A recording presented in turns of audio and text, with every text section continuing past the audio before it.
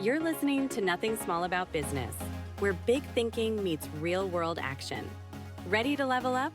Let's get into it. Today's guest is a time management and accountability coach for female entrepreneurs and the creator of the SYS Planner. We're going to discuss how to move from overwhelmed to focused and how to protect, plan, and prioritize. Kristen Van Horn, welcome to the podcast. Thanks so much for having me, Sarah. Yeah, so I often say that time and energy are so incredibly important, and I'm really excited to talk to you about structuring that and how we can preserve our energy, our time, and just be a lot more efficient in that whole entire space. But before we jump into that, can you first share a little bit about yourself and how you got to where you are with this? Yeah.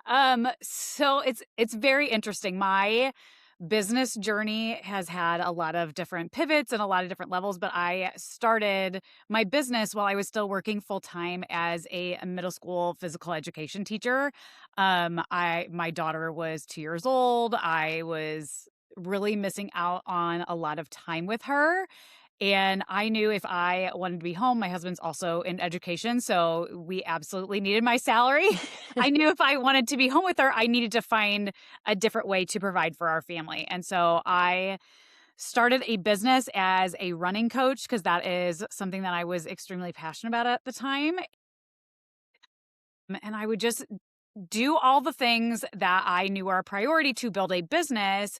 And after around 2 years, I was able to put everything that I had made in my business aside that matched my salary and was able to quit my job and become an entrepreneur full time. I was still doing run coaching, but the one thing that I kept getting asked is with that was, how are you fitting everything in? Especially as I was working Right. as a mom, as I was building a business, like, how are you still like exercising and getting your house clean and doing all these things? How are you functioning? How are you doing all of this? And I was like, oh, you know what? Like when I was doing run coaching, it was like how I fit my training in as a mom who doesn't have a lot of time working full time. Like, oh, this is actually something I'm really good at and really passionate about. And so as I've gone more into the time management, the things that I've learned were there were three things that really helped me. It was planning out my time, prioritizing the things that not only help me grow a profitable business, but also having time for the things that matter to me because my family is my number one. It's the thing that matters to me more than anything. And I've seen, we have hustle culture out there, and I've seen women have to like feel like they have to sacrifice their families in order to build a business. And I just didn't want that to be the reality. And that came with that learning how to protect our time really well without having to sacrifice anything in our business or anything that was really important to us outside of business. Gosh, that's so important. And I Yeah. imagine protecting comes with a lot of having to say no to things that you Yeah. normally would say yes to.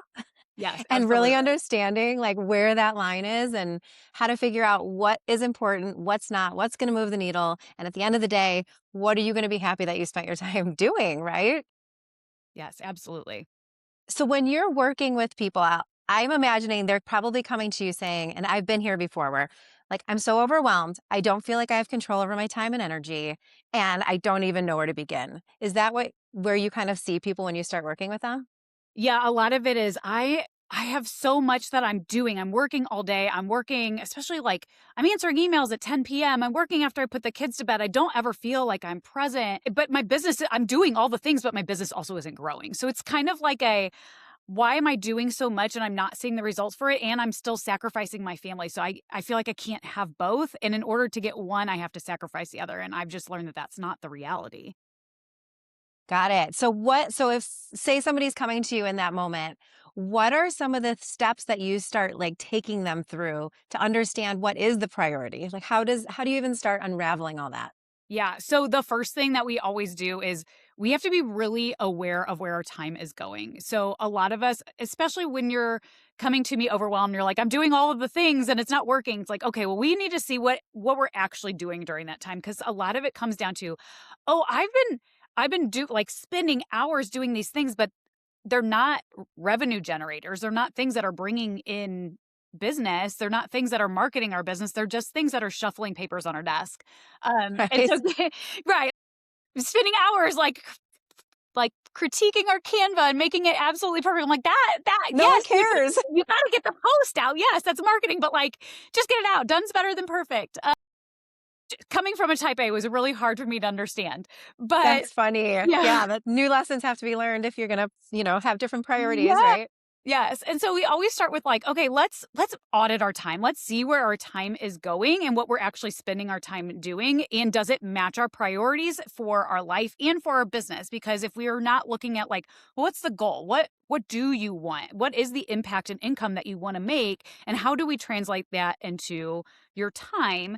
But along those lines, as we're auditing their time, we're also auditing their energy because some of that, like you said, like time and energy play such a big role that if we don't, we might be spending time doing something that takes a lot of brain power when we're exhausted for the day. And that was a really hard lesson for me because I would be working through my lunch. This is when I first became an entrepreneur and I was still like learning the lessons because I went from having not really a traditional 9 to 5, but a Right, in a sense. 7:45, a 7:45 to 2:45 job, and then an hour commute home. But I went from having that like structure to having no structure. I'm like, oh, I have all this time freedom. And so I would like work through my lunch Which and can be so dangerous when then you have all this time. You're like, yes. now And what? I'd be working when I was supposed to be playing cars with my son on the floor and all these things. And I realized, oh, I'm trying to do things that are important for my business that I need a lot of mental power and I need a lot of energy. And I'm doing it at a low energy point in my day. So that's when we like really look at like, okay, if I'm a morning person. Most of my energy comes in the morning. When I work after 1 or 2 p.m., I can't do my best work. That's when I need to do the things that are very small, menial tasks, fixing our Canva images and things like that, scrolling for ideas, like Mm-hmm. those things that don't take a lot of brain power, but are still important for our business versus the things that are like being on calls with our clients or, creating the marketing material and tweaking the messaging and doing all of those things. So that's kind of what I realized was like, oh, we we can't fix time until we actually know where our time is going and where our energy is best served. Where do you find that most people are wasting their time? Is that different with everybody? Is there a commonality? Is it Instagram? What is it? Yeah, I mean, it really comes down to two things. So a lot of it can be where we don't I don't love saying like, oh, we need to be working from a to-do list because that is not something I teach. I think to-do lists are important, but I also think prioritizing it is really important.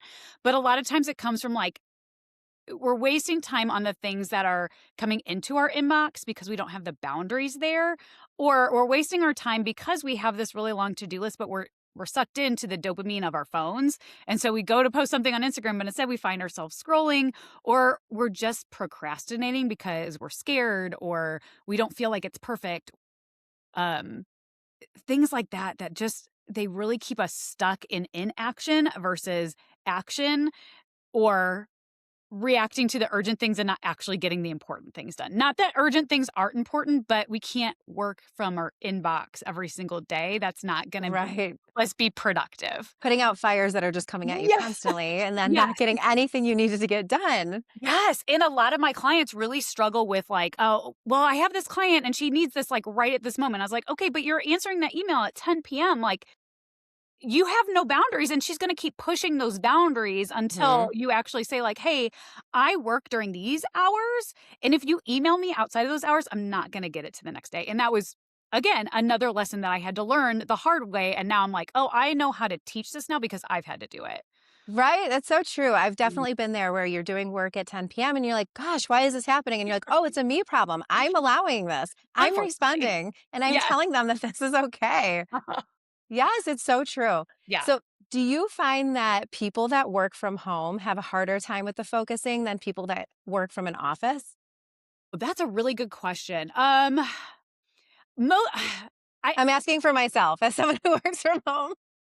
yeah, yes and no. So I think, and I can say this because I know my husband well. My husband, he's in education, but he's not a teacher anymore, but he works in an office setting, but he also has the flexibility to work at home when he can. Now he gets a lot more things done at home, but he's also like not working as much. Where at work, he's working a lot more. I think it really just depends on what he needs to do for the day. He's working a lot more, but not actually being as productive. Does that make sense? True, So, because if you have people coming in and out of your office, distracting you, asking questions, that's a yeah. lot of redirection happening. Yes. So I do think it is very easy to get distracted at home by the things like, the things that are sitting on my counter or the dishes in the sink or the beds that's not made or, the toys that are on the floor. It's easy to get distracted. So one of the things that I always recommend and something that I like to do for myself, because I either get really hyper focused and never move from my desk, or I get really distracted and end up scrolling TikTok for 3 hours. So I use an app called Focus Keeper. It's 100% free and it's a Pomodoro timer. So you can work in 25-minute focus sessions or 50-minute focus sessions. And then you either take a 5-minute break if you're doing 25 minutes or a 10-minute break if you're doing a 50-minute session. It really just depends. But it's you have to get up and do something. And so what I've found is that when I do that, I get really focused. And when that timer goes off, I go and I get all those little itty bitty things done. I keep looking over at my kitchen over here. You're like, those are all the things I have to do All after the this little things that podcast. are just sitting on my counter. I get all those things done during those 5 minutes. And not only am I getting things done in my business and the things that are priorities for me, but my house is cleaner because I'm able to focus that time. But if that's still a struggle, the other thing that I really recommend is get the things out of the way in the morning that are going to distract you. So for me, I know that if I don't work out in the morning, if I don't shower first thing in the morning before I sit down to work, I'm going to be thinking about when am I going to work out? When am I going to shower? And it's going to keep my focus away from what's actually important. So I always build that into okay, I'm going to get all of these things done. I check my email first thing and respond to all the emails so that it's not a distraction for me. I get my social media done so that it's not a distraction for me because I'm not thinking about oh, what do I need to post today? And then I never post. So those are the things that I recommend is either working in those focus sprint sessions or making sure that you have everything done that is going to distract you ahead of time. Yeah, and being really intentional with it. And Yeah. one thing that you totally sparked an idea, and I just saw it too on Instagram, and I felt so validated, is that I work from home most of the time. So if my first floor of my house isn't clean, I can't sit down and focus on work at all. So now I know as soon as the kids go to school, everything gets cleaned up and then I can sit down and open my laptop. And I did see something that there is something to the subconscious brain of having your workplace set to work optimally. And I find that to be so true. Yeah, a scattered workspace or a scattered area is a scattered mind because it is so distracting. I think you can focus so much better. It doesn't mean that you have to be perfectly type A and perfectly clean. Having a having the mental clutter clear really does coincide with having that physical clutter clear as well. Very true. So you talk a lot about accountability too. How do you see that?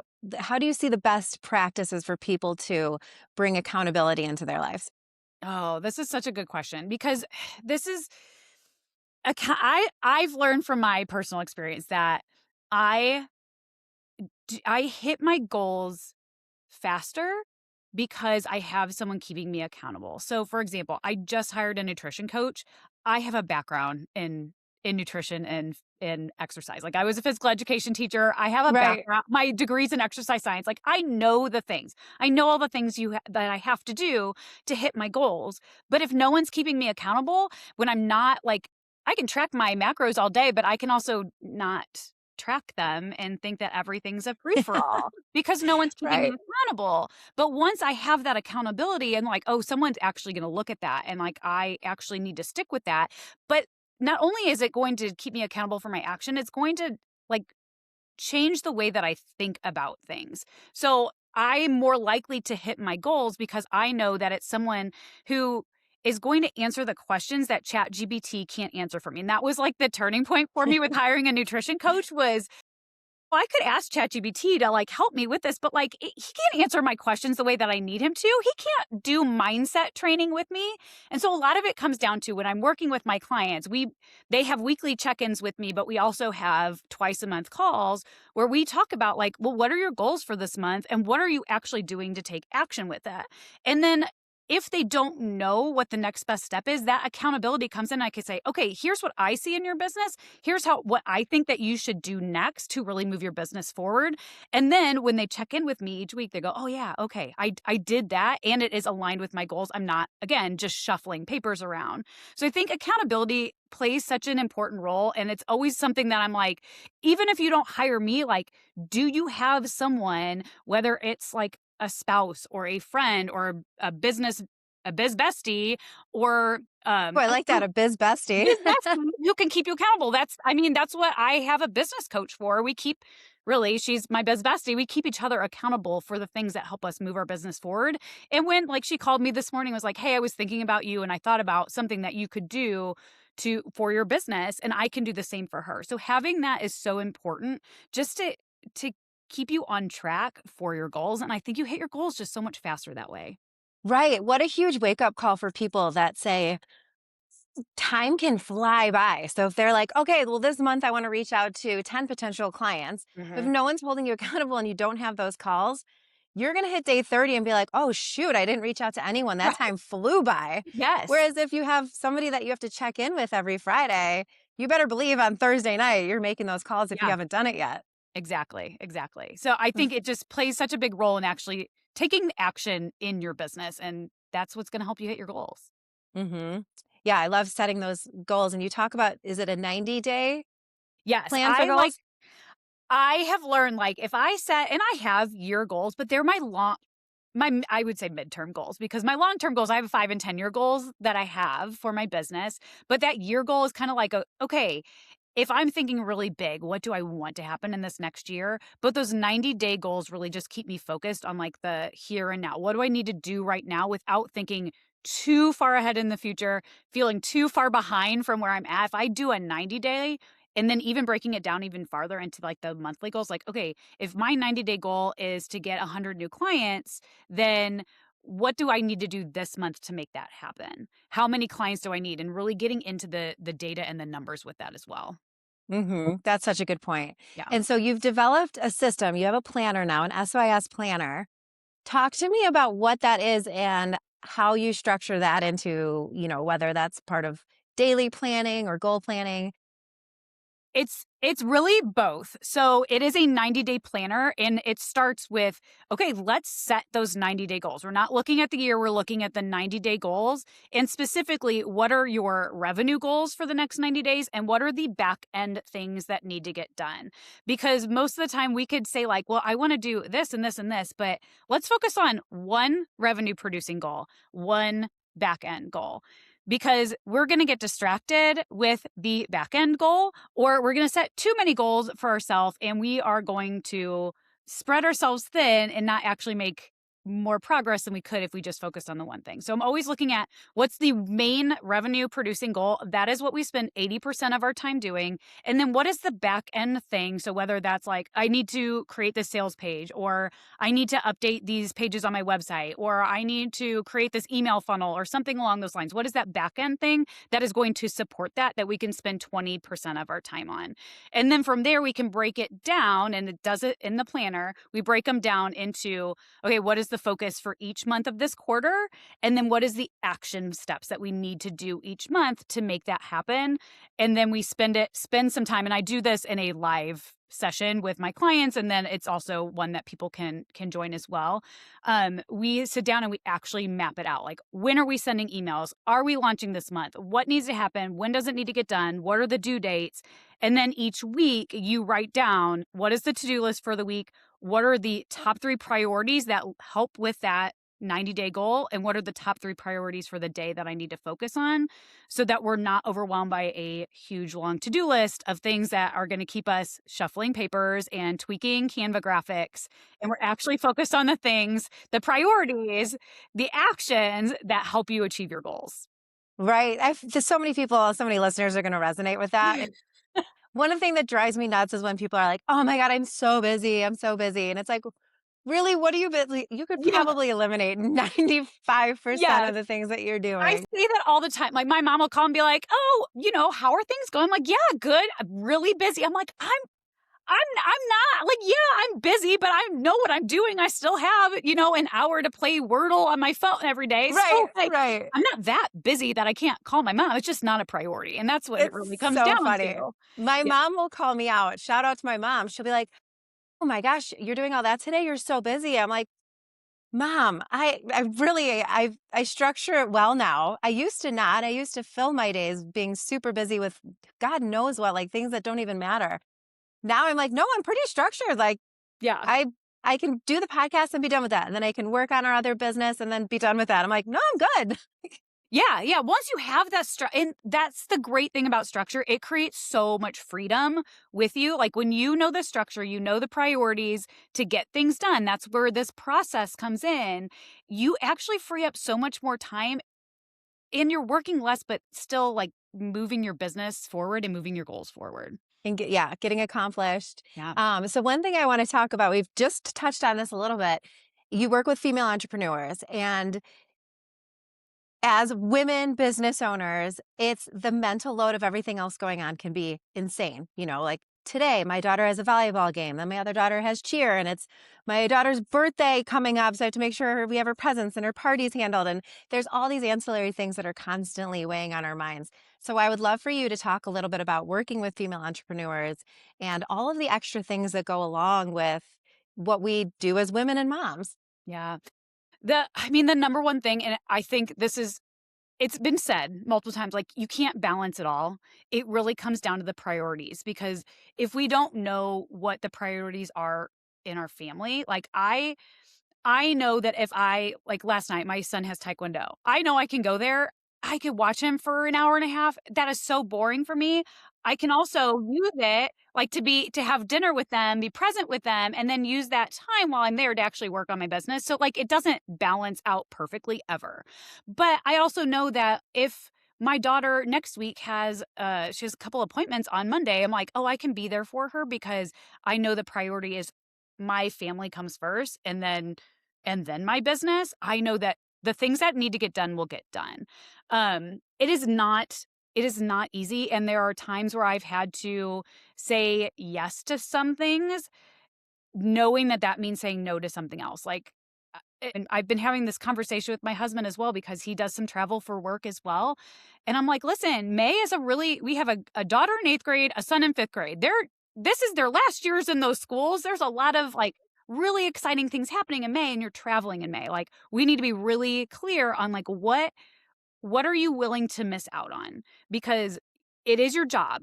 You do have to support your family. I want you to do that because it is a priority for you, but you have to be willing to it does take some sacrifice and it does take knowing like what is it worth to you. Like for me, I built a business because I didn't want to watch my daughter get on the bus for her first day of kindergarten from a video, which is what I did. Mhm. And I was like, okay, that's it. I want to be the person to put her on the bus, not my father-in-law. I want to be there for her. So I think the biggest thing is know that it's never going to be a perfect balance. You're going to have to say yes to some things that are going to make you sacrifice things that you might not want to.